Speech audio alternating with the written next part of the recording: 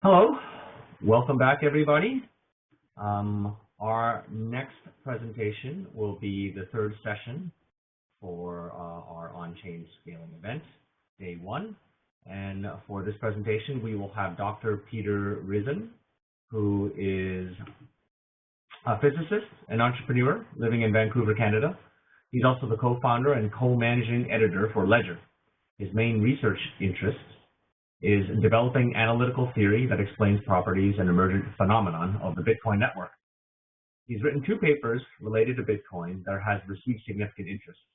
A transaction fee market exists without a block size limit, and reducing orphaning risk and improving zero confirmation security with subchains. He also gave a talk on block space as an economic commodity at the Scaling Bitcoin conference in Montreal last year. He was a recipient of the $105,000 Natural Sciences and Engineering Research Council CGS Doctoral Award, and was also recognized as a Leader of Tomorrow by the Alberta Science and Technology Foundation. He holds a BASc degree in Engineering Physics from the University of British Columbia and a PhD in Medical Physics from the University of Calgary. Today, Peter will be talking to us about block propagation and the Z parameter. I'll hand it over to Peter now. Thank you. Good morning, good afternoon, and good evening, depending on where it is in the world you're tuning in from. Like Jerry said, I'm Peter Rizun, but some of you may know me as Peter R. online. I was going back and forth about what I wanted to present on today. I wanted to talk about block space as a commodity, but I also wanted to share some of the things we learned from a recent experimentation with XSPIN and block propagation for on-chain scaling. The title I came up with is Block Propagation and the Z Parameter. And as we'll see, the Z parameter is related to both the market price for block space and the network's ability to scale on-chain. So I'm sort of killing two birds with one stone. So to begin, what is the Z parameter? Well, it's a measure of the network's impedance to the propagation of blocks, how hard it is for blocks to spread to all the nodes. It has units of seconds per megabyte, the seconds being the propagation time and the megabytes being the size of the block communicated. Now, the Z parameter is not constant over the network. It depends on how it's measured and what nodes we're considering for that measurement, as we'll see later on in the presentation. So extreme thin blocks, or XThin for short, is an example of a new block propagation technology that reduces that propagation impedance. It reduces that value of Z I was just talking about.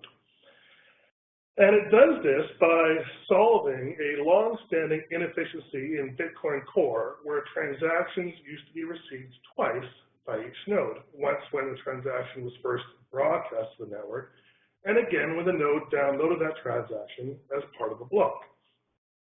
So I have this diagram to make standard block propagation a bit more clear.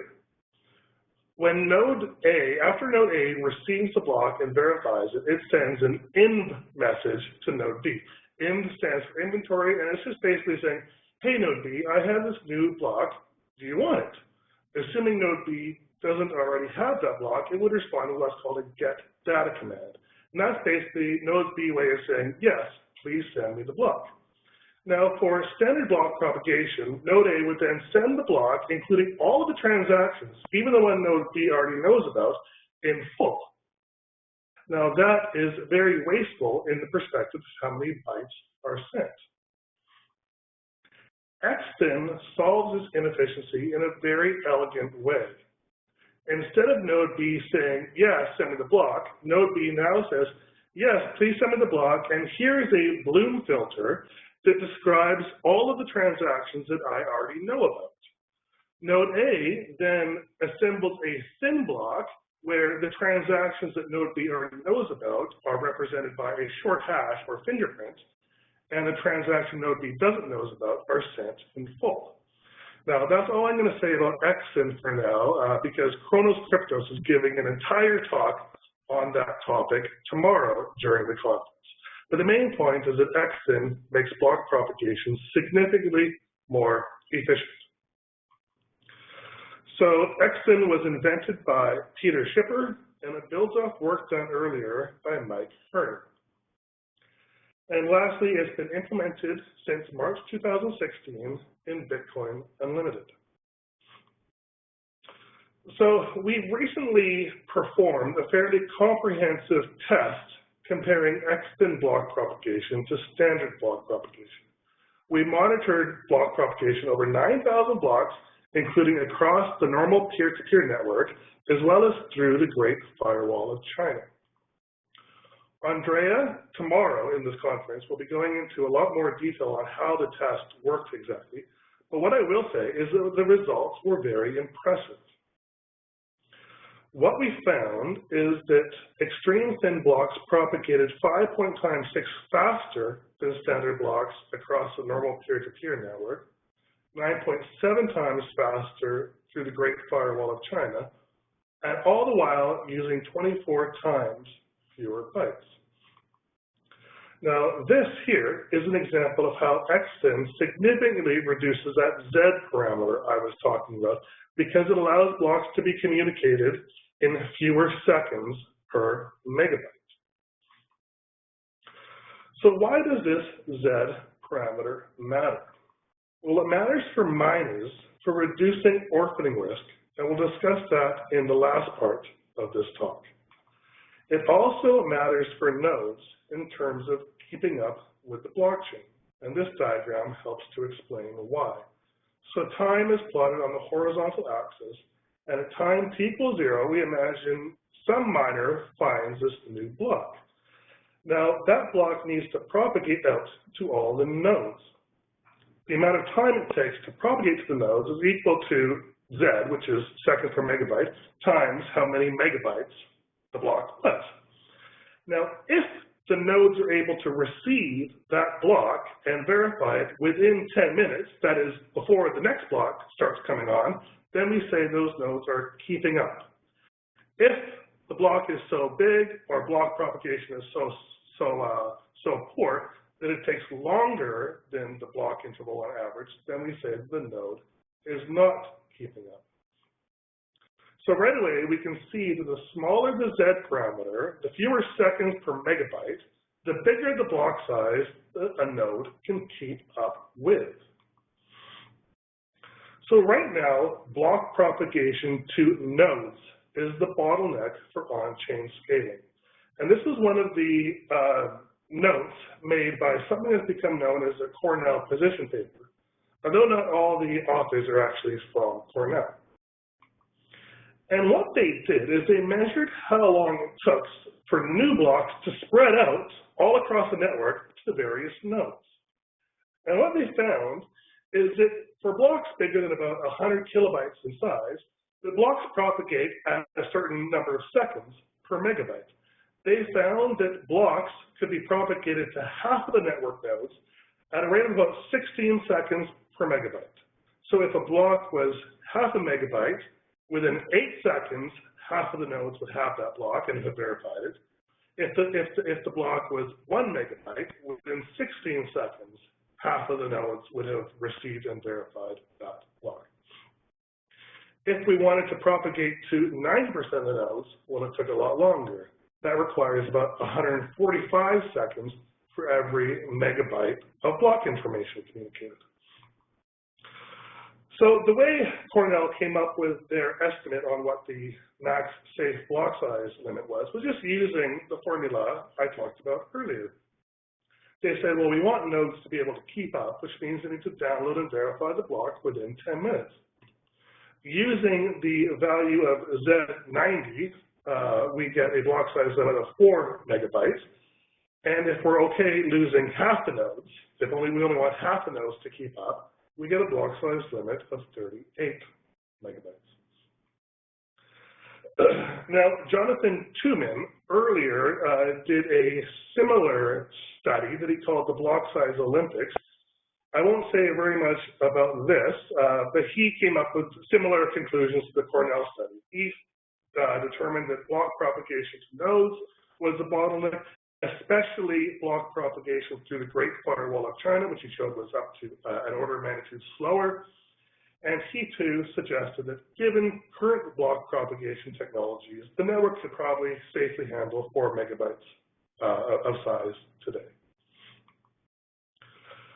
So as we showed earlier, Exton fixes this bottleneck because blocks now propagate faster, 9.7 times faster through the Great Firewall of China, and 5.6 times faster through the normal peer-to-peer network. Now, if we want to imagine how big we can safely handle blocks now, consider a hypothetical case where all of the nodes are running Exton, and the Cornell group redoes their experiment where they measure Z and calculate how big the block size could be.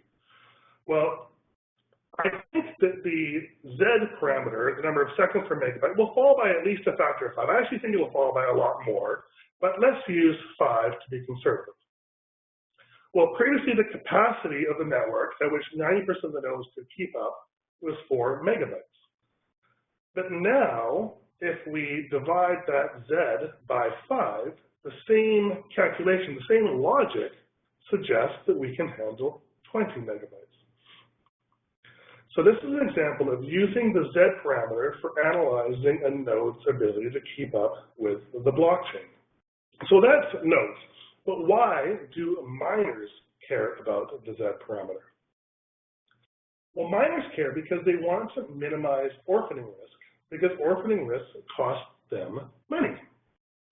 So again, we have a diagram similar to before, and at time t equals 0, we imagine some miner finds the block indicated by the blue square. Of course, that block takes some time to propagate out to the other miners. And during that propagation time, the miners are still mining on the previous green block. They're not going to switch to the blue block till time t equals tau, shown on the diagram. So what this does is create something I call a block raise zone, an interval of time after the blue block is found, but before the network switches to mining on the blue block, where another miner might be mining on the green block still, find a block that competes with the blue block, and those two blocks will experience a block race. And in a block race, there can only be one winner, and the loser of the block race loses the 25 Bitcoin reward, or about $20,000. So it's not something we want to have happen. So what is the risk associated with these block races? Well, we can see from the diagram, the length of the block raise zone is equal to Z times Q. Z is the propagation impedance, seconds per megabyte. Q is the size of the block, how many megabytes. So ZQ has units of time. We divide that by 10 minutes, how often blocks are coming, to get an approximation for the probability that a block race event occurs. Now, risk is a measure of the probability of some loss happening multiplied by the size of the loss if that event takes place. So in our case, what's at risk is the block reward. So we can write this equation for risk. The point is that the risk is proportional to both Z, the propagation impedance, and Q, the size of the block. So if this equation is true, then it suggests at least two things. One is that miners would experience less risk if they can work to minimize their Z parameter. And we know this is empirically true because blocks propagate to miners quicker than blocks propagate to nodes, about 4 or 5 times quicker. I'm not just making those numbers up. There is a gentleman that goes by the name of Lightsword, which has been keeping excellent tabs on block propagation to miners. And the way miners do that, the way miners propagate blocks faster than nodes, is they use different technologies, for instance, a fast relay network, and hopefully in the future, things like Exton or Expedited, which Andrew Stone will be talking about tomorrow. Okay, so that's the first prediction. The other prediction this equation makes is that bigger blocks, bigger Q values are also more risky too. And it turns out that is empirically true as well. So on this chart, I plotted the average block size over the 28-day moving average block size between the years 2014 up to a couple of months ago, and that's this dark gray line shown here. So we see that the block size has increased from about 200 kilobytes in 2014 to about 800 kilobytes a couple of months ago. Now, I've also plotted on this chart the orphan blocks as recorded by blockchain.info. So these are all the blocks that didn't make it into the main chain. The miner who mined these blocks lost the 25 Bitcoin reward. Now, we can't see too much from this chart here, but if I take the 28-day moving average of those points of purple, like I've done for the gray line, it tells a completely different story. It shows that empirically, the blocks that get orphaned happen to be bigger. So indeed, bigger blocks are empirically more at risk of orphaning. So this is exciting. I don't think a lot of people have seen this information yet. Okay, the block space supply curve. So with a bit of math that I'm not going to go into, I wrote a paper on this called "A Transaction Fee Market Exists Without a Block Size Limit," and I gave a talk in Montreal. But basically, with a bit of math, we can define what I call a supply curve, which describes how expensive block space is, depending on how big of a block the miner makes. So the horizontal axis here is the quantity of our block space commodity. That's the total number of bytes per block. The vertical axis is the unit price of our commodity. That's the price of 1 byte of block space or 1 transaction's worth of block space, if you like. The important points to consider here is that the supply curve, the height of that supply curve, is proportional to Z. It's proportional to how quickly blocks propagate to the other miners. If Z is bigger, then it costs more money for each byte of block space, and if Z is smaller, block space can be produced more affordably. The other thing to note is that this function is a monotonically increasing function of the quantity of the size of the block. So we can use this curve and some simple reasoning from classical economics to explore some of the fallacies surrounding the block size limit. The first is this idea that because demand for block space can be considered infinite, that somehow if we don't have a block size limit, we're going to end up with infinitely big blocks. Now we can refute this just by drawing the classical economics demand curve on the same chart. So indeed, if the price per unit for block space gets low enough, demand could become arbitrarily high. However, that now doesn't matter because it will always intersect the supply curve here at what we call the free market equilibrium. It always corresponds with a finite quantity of block space. If somehow miners become more efficient at propagating their blocks, the supply curve shifts as shown here. The equilibrium block size grows, but it still remains finite. So the point is that because the supply curve is always non-zero, even if orphaning didn't exist, there would be a different supply curve. The fact that it's non-zero means that you'll never have this runaway condition where blocks become infinitely large. So the second fallacy is that bigger blocks cause centralization. Now this is a bit more difficult to refute because there's elements of truth to it. There are centralizing factors associated with bigger blocks, but there's also decentralizing factors associated with bigger blocks. So to explore this, let's consider how we could get bigger blocks in the first place. And from the supply and demand perspective, there's only two ways. We either get an increase in supply or an increase in demand. We've already looked at what happens with an increase in supply. The equilibrium block size shifts up.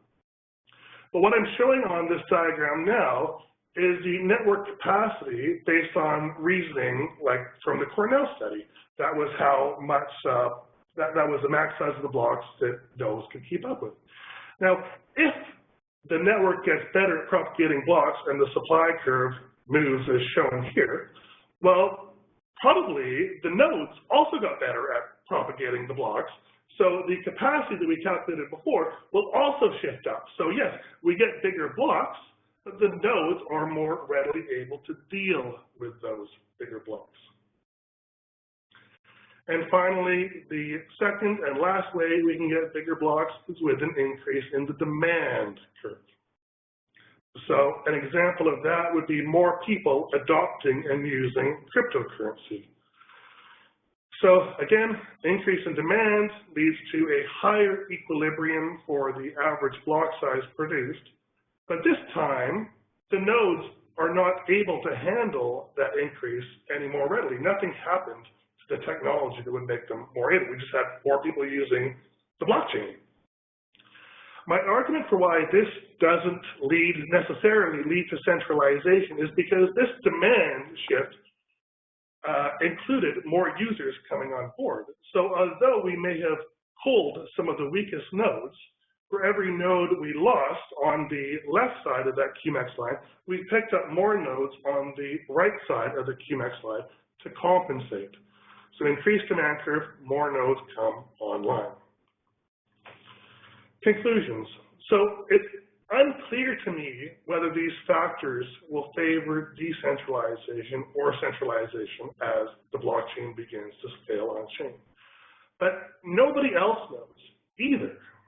Everybody's just guessing here using the information we have available. The point I wanted to make is that every centralizing factor is balanced by a decentralizing factor. In my opinion, the network can grow organically without the need for top-down interventions by developers. So thank you very much for listening, and I'll turn it over to questions now. I have a question, maybe to kick it off, Peter. This might be a really basic question, but the demand curve. Can you quickly explain to me why the demand curve is kind of like an exponentially decreasing curve with a shape like that? Well, it doesn't necessarily have to be exponentially decreasing like that. It comes from the law of demand, and basically the law of demand states that demand curve is a monotonically decreasing function of the amount of commodity produced.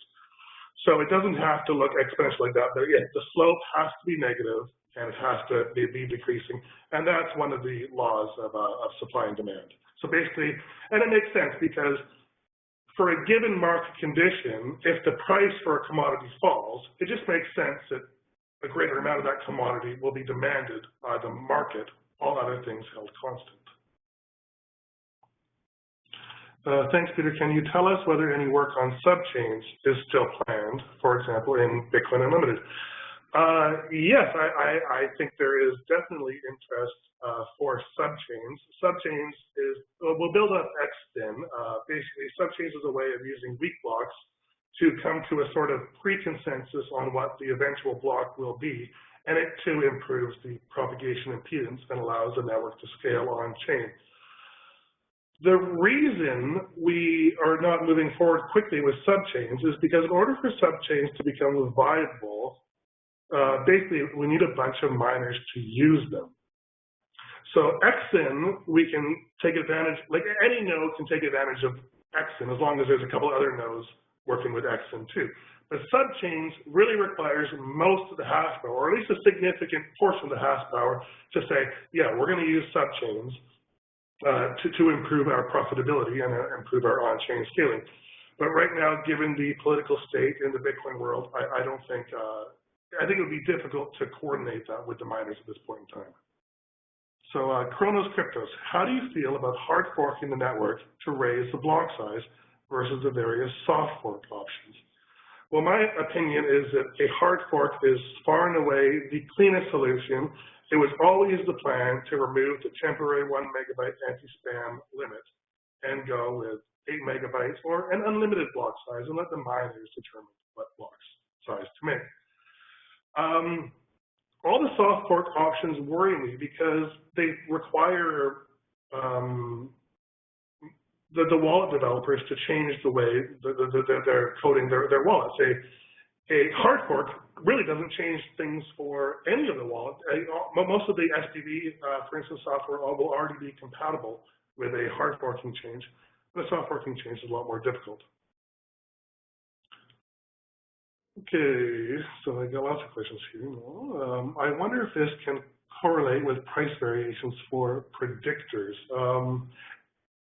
that was Amjad Mohammed, and I'm not sure exactly what that question means, but what I will say is that I didn't show all the math behind the supply curve, but you actually don't only you don't only know that it's monotonically increasing, you actually get a prediction of how big or how much block space should cost.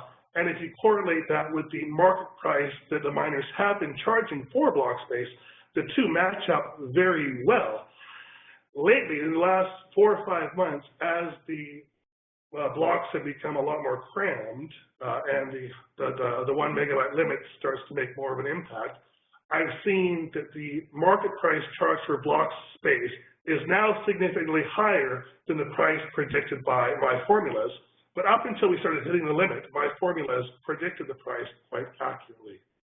So another question is, what is your assessment of compact blocks? So compact blocks is basically Bitcoin Core's answer to extreme thin blocks by Peter Schiffer. So, I mean, I like compact blocks. It's basically the same idea that Peter Schiffer had. They just, you know, changed a couple little things here and there. For instance, compact blocks removes the Bloom filters that Exton uses, and this results in more round trips between nodes when communicating the blocks. So I think both Exton and compact blocks will make significant improvements to block propagation, but I still think that Exton is superior and will become increasingly more superior as the block size gets bigger and compact blocks falls back to multiple transmissions due to the fact they don't have the Bloom filters. Christoph Atlas, what is the next step in determining whether large blocks will be centralizing or decentralizing? I'm not really worried about this, so to speak. I think that there's lots of decentralization in the network in terms of nodes already.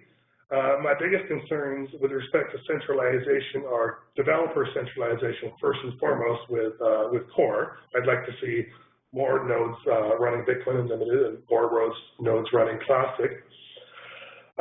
So the concerns with bigger blocks, I think, are really small compared to these other centralization concerns. But anyways, if we imagine a point in the future where we have lots of Bitcoin Unlimited nodes, lots of Classic nodes, and the concern actually is nodes' ability to keep up, well, I think we just have to allow the network to scale organically and just watch what happens. And I think we'll see that the market just takes care of all the problems itself as they come up. So I'd like to make incremental progress, monitor what's going on, and deal with real problems as they arise, instead of hand-waving about these 0.001% problems that might happen 10 years down the road. So Thomas Love, Doug, and I'm sorry, I'm not even going to try that last name. Why do you think that only 5% of the miners are currently voting yes for BIP 109 in their blocks, now that both extreme blocks and compact blocks have essentially solved the problem of slow block propagation over the Great Firewall of China? I think this is a problem associated with development centralization and miner centralization. My understanding is that the people behind Core met with most of the hash power in Hong Kong, and they made an agreement to only run Bitcoin Core and not vote for things like BIP 109 until July, I think the deadline was. I'm not privy to all the details, but that's why I think we're not seeing more adoption of some of these solutions that would allow a hard fork to 2 megabytes or 8 megabytes or what have you. But I hope, and I have reason to believe, that quite soon the miners will lose patience with Bitcoin Core for not providing an option to fork. Just turn it over to the network of miners and let us decide if we want to raise the block size on it. So I think that they are getting frustrated, and if Core doesn't propose a hard fork in the near term, I think we will be moving around Bitcoin Core. Patrick P. Should a minimum hardware and connection specification standard be developed for nodes so that change to the network can be targeted to this minimum and impacted changes measured against this minimum?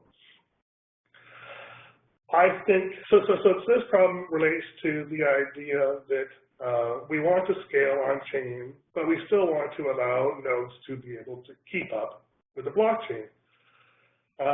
So having this hardware specification would help do that. The hardware specification could say, okay, we want to scale, but everybody with a 56K modem and a Raspberry Pi needs to keep up with the blockchain. Or the hardware spec might say, we want to be able to scale, and we want it reasonable that a small high-tech business can run a node using $1,000 a month. So those are the two extremes. So I think a document like that would be useful. I think there'll be arguments about what that specification is, whether it's on the Raspberry Pi side or whether it's on the souped-up data center node. But I think at least having a specification, or at least opening that discussion more rigorously, would get people thinking of and putting numbers to the idea of how much scaling affects how many nodes we lose from the network. Another question is from Free Trader. Have you written up the analysis as a paper already? So this talk was kind of a hybrid of a bunch of papers that I've already written. So I wrote a paper called A Transaction Fee Market Exists Without a Block Size Limit that explains some of the math behind those supply and demand curves and analyzes the problem a lot more rigorously than what we talked on here. And another paper that we wrote is our 5-part article series on our XBIM testing, which can be found on Medium just by Googling for my name. So the other stuff here that I talked about, how the network's ability to handle larger blocks automatically scales as those bigger blocks get produced. No, I haven't written up on that, and I would like to at some point, but I'm not sure when that will happen. Kronos Cryptos, do you think transaction charting is impossible? I don't think it's impossible. I think it's, well, let me rephrase that. I think it's impossible. I think it's impossible if you want to be what I would call a full node. But I think if you want to be a node and still help contribute to validation, it's fine to validate just a subset of the blockchain. And if there are a couple errors, you will catch them. You might not catch other errors, but you'll catch maybe a few. And I think you still do contribute. But no, I don't think it would be possible to move to a state where every node and every miner is sharding. I think we'll always need some nodes and some miners that are recording and logging all of the transactions that are broadcast to the Bitcoin network. How much higher is the premium cost on Blockspace with the 1 megabyte limit? That's fairly easy to look at. Like I said earlier, if you look at what the average transaction fee was about 6 months or a year ago before we started to hit the block size limit, that corresponded pretty well to the predictions that my model suggests. Now the price for Blockspace has risen by a factor of 2 or 3. I'm not sure exactly what the number is, but it's significantly higher, and that represents a premium charged by having that 1 megabyte limit. All right, so last question, and then I'm going to head off. Do you think that Bitcoin will hit $5,000? Yes, I do think Bitcoin will hit $5,000. I think Bitcoin will hit numbers significantly higher than $5,000 as well. But personally, if I was to make a bet, we had a poll at Bitcoin, bitco.in, and I predicted a peak of $3,300 this year, going significantly higher next year. So yeah, I think we're going to hit 5,000 sometime in 2017. And I think long term, there's a good chance. I mean, Bitcoin could fail for sure, but there's a good chance. And if Bitcoin doesn't fail, then we hit prices in the 5, 6, maybe even 7 figures. Thank you, Peter.